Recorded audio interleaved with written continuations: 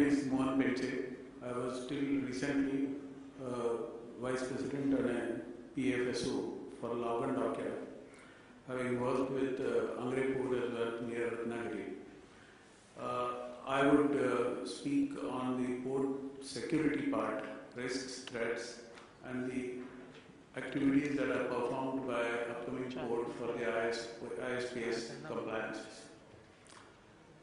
A port, by definition, is a geographic area defined by the member state or a designated authority, including port facilities, as defined in the International Ship and Port Facility.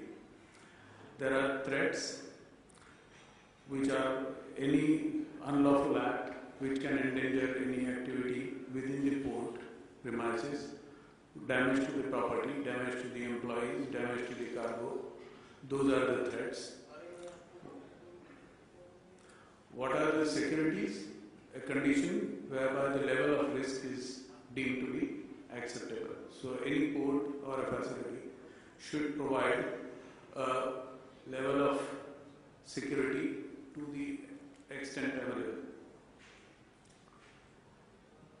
In relation to the security, there are 3 security levels which are used normally in the conventional manner: the security level 1, 2 and 3, wherein the risk levels at different stages are different, and accordingly the steps have to be taken by the port authorities to counter a risk perception.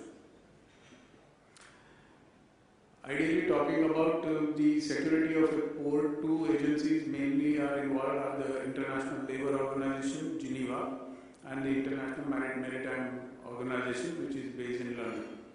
So they, in conjunction with the SOLAS, that is the Security of Life at Sea, they adopted in 2002 certain amendments, and which amendments are superimposed to augment the security levels or the security procedures for a port facility. This is coming in as a ISPS code which contains various requirements relating to the security of the port. ILO, the government body, in March 2004, and the IMO in May 2004 approved the publication of this code. So effective those periods or time, this ISPS code has come into effect. In the morning session, we have heard that now it is actually speaking, yes, it is ISPS plus, wherein all the governmental agencies and certain other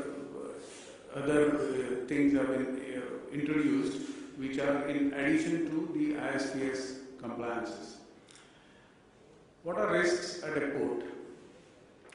There are huge investments by way of civil work, construction of a jetty itself on the pile structure, entire electrification network which is created for the port to have the adequate lighting, materials handling equipments like conveyors, belts, the equipments which are used in the port, the firefighting installation which includes the fire pumps, the pipeline, the foam system, and various other things which are involved in introduction of a complete firefighting system.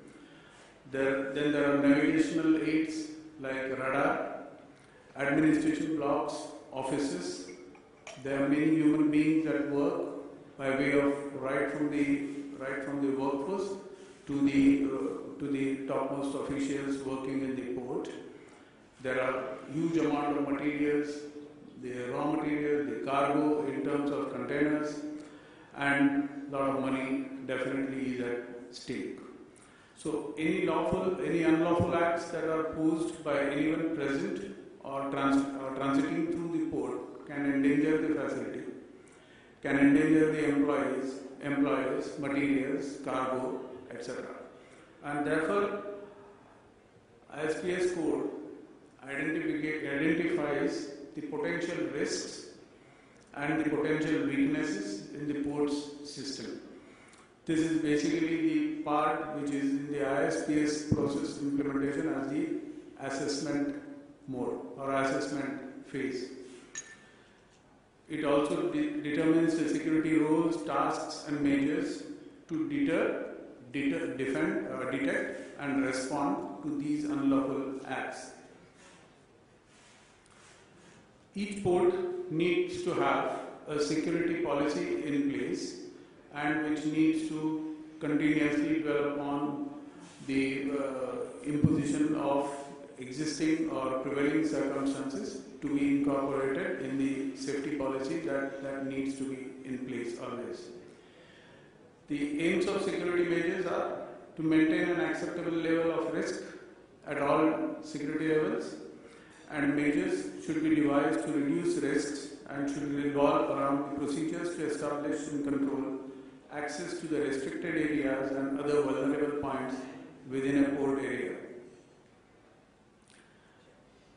Mainly the facility security assessment is done by the appropriate authorities. We have here, say like IRS, Indian Register of Shipping, who are mainly the assessment doing authority. The assessment is done normally in presence of a group which involves the local police station, the local customs people, Coast Guard representatives who are available in the area, then the firefighting and the intelligence bureau representatives if they are available in the area. That is normally done, plus the ports authority who are implementing the security within the port area. Based on the identified threat perceptions, measures are to be implemented. There are various things which have already been talked about by co-panelists here. Things like access control, the personnel movements in and out, including port employees, seafarers, passengers, port agencies, all vehicles and handling equipment movements, including the staff cars, baggage, cargo trucks, containers, incoming, outgoing materials, and the scrap, etc. There has to be a process or a procedure that should be instituted, and that has to be done in toto. Physical controls like periphery boundary protection, main gate entry and exits, metal detectors, barricades, underbelly mirrors, watchtowers, display boards for operating in restricted areas, biometry, CCTV and binoculars. These are mainly the constituents which are going into the implementation of ISPS code, which are necessarily to be maintained and kept in up-to-date working condition always. There are adequate lighting levels around the periphery and operating areas. The periphery has to have a predefined kind of height, the structure of the wall, the way it should be, and there has to be a clear space of about 5 to 10 meters that needs to be maintained outside, which should be a clear area. Standby power supply in case of power outage. Firefighting system with a standby pump. So the firefighting system normally should have a diesel pump in presence, not only the electric pump. Navigational aids like radar and its protection by itself. The radar tower should be a well protected installation. High-speed petrol boat as per the guidelines of DG Shipping are some of the essential elements in the ISPS implementation. There are needs to have a port security guide or a guideline to be developed. Security awareness and training of people has to be in place.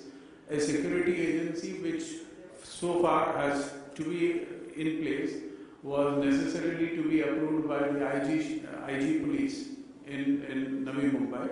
Now also the other police departments and the other commissionerate has come into existence for the port security.